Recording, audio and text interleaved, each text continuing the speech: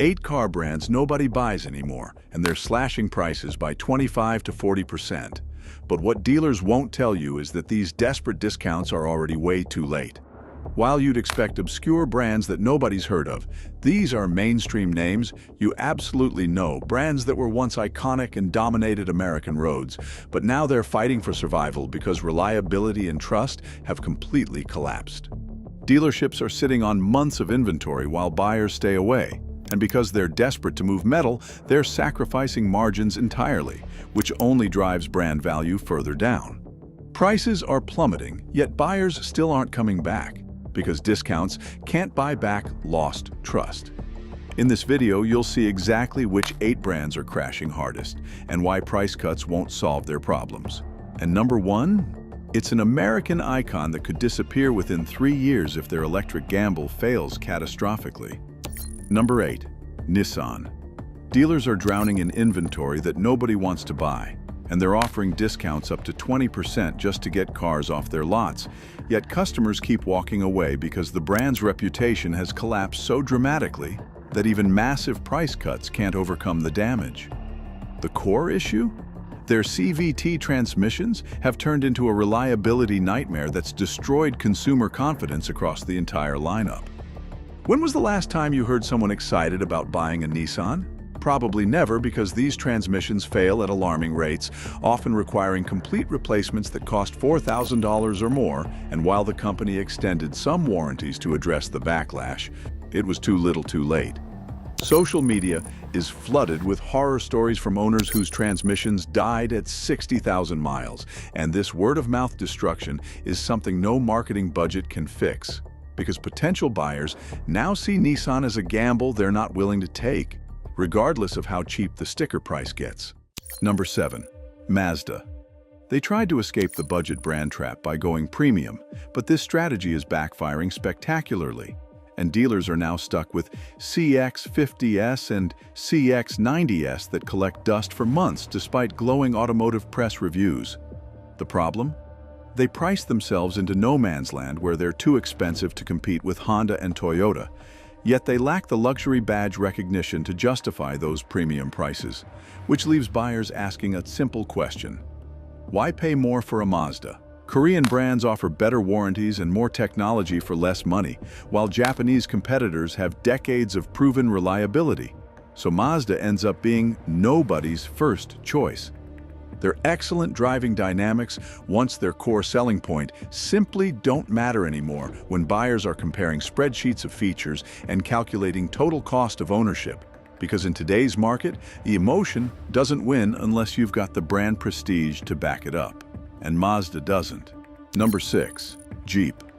What happens when an iconic American brand built on rugged adventure becomes synonymous with constant dealer visits? Sales collapse, and that's exactly what's happening here. Because reliability problems have gotten so bad that even the legendary Wrangler can't escape the damage.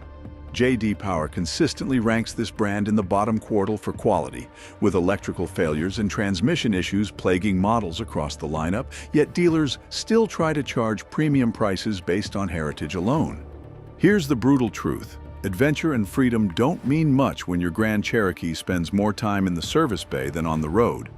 Owners are documenting their frustrations all over social media, creating a viral reputation crisis that no marketing campaign can overcome.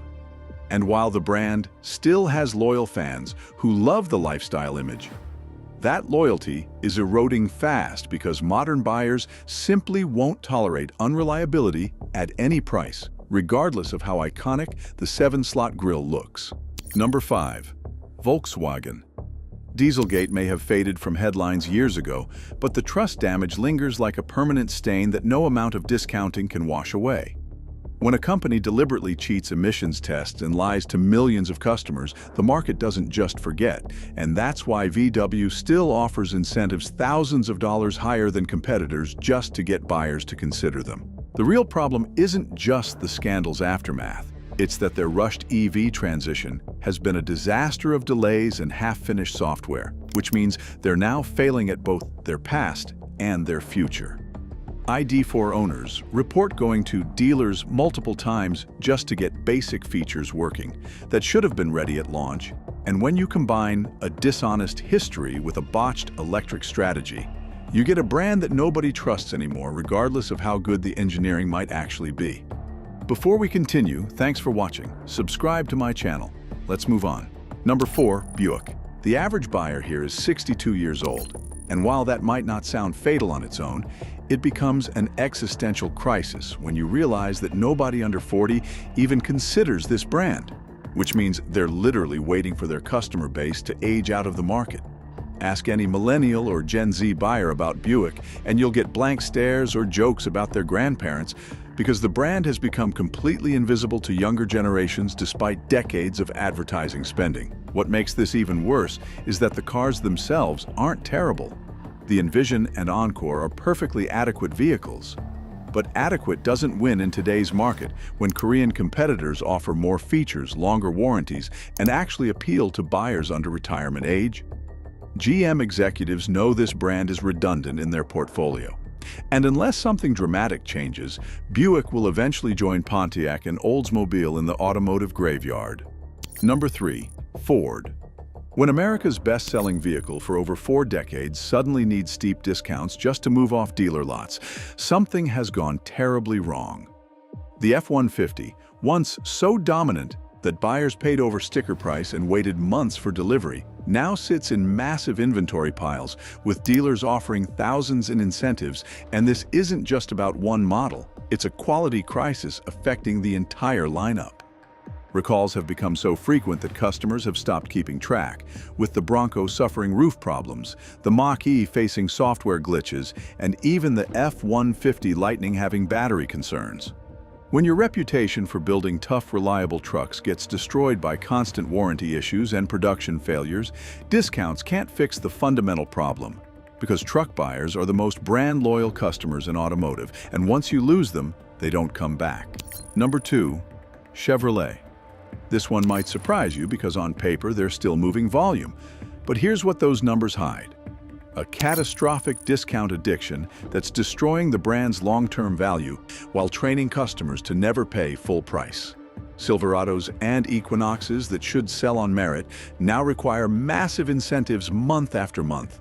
And dealers have normalized employee pricing for everyone to the point where MSRP has become completely meaningless. The real damage shows up in resale values, where 3-year-old models lose approximately 7% more value than comparable Toyotas and Hondas, which translates to thousands of dollars in additional depreciation that current owners are eating.